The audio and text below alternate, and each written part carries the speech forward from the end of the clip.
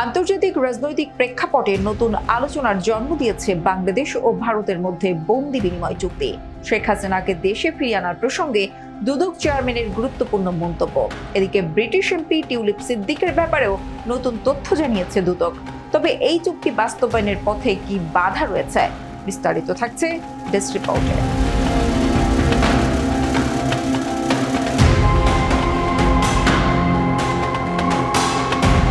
আজ দুদক chairman doctor Mohammad Abdul Momen সাংবাদিকদের জানান, ভারত সরকারের সঙ্গে করা বন্দি বিনিময় চুক্তির আওতায় সাবেক প্রধানমন্ত্রী শেখ হাসিনাকে দেশে ফিরিয়ে আনা সম্ভব। তিনি বলেন, এটি একটি দীর্ঘমেয়াদী প্রক্রিয়া, তবে আমাদের উদ্দেশ্য খুব স্পষ্ট।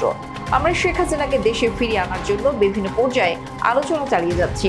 চেয়ারম্যান মোমেন আরও বলেন, এছাড়া ব্রিটিশ এমপি টিউলিপ সিদ্দিকের বিষয়ে কাজ চলছে, যদিও তিনি এখন পর্যন্ত দুদকের তলবে সাড়া দেননি। তবে কোনো প্রতিনিধি বা আইনজীবীও এ বিষয়ে কিছু জানায়নি, ফলে তার আত্মপক্ষ সমর্থনের সুযোগ হারিয়ে ফেলেছেন তিনি। ব্রিটিশ এমপি টিউলিপ সিদ্দিকের বিষয়ে দুদকের তদন্ত দল জানিয়েছে, তিনি যেহেতু আইনি প্রক্রিয়া অনুসরণ করেননি, তাই তার বিরুদ্ধে আইনগত ব্যবস্থা নিতে আর কোনো বাধা নেই। এদিকে দুদকের পক্ষ থেকে জানানো হয়েছে, শেখ হাসিনাকে ফিরিয়ে আনার জন্য আন্তর্জাতিক সহায়তা নেওয়া হবে। ভারত ও যুক্তরাজ্যের সঙ্গে চুক্তি বাস্তবায়ন করা সম্ভব হলে এই প্রক্রিয়া দ্রুত শেষ হতে পারে। তবে প্রশ্ন থেকে যাচ্ছে, এই চুক্তির বাস্তবায়ন কতটা সফল হবে।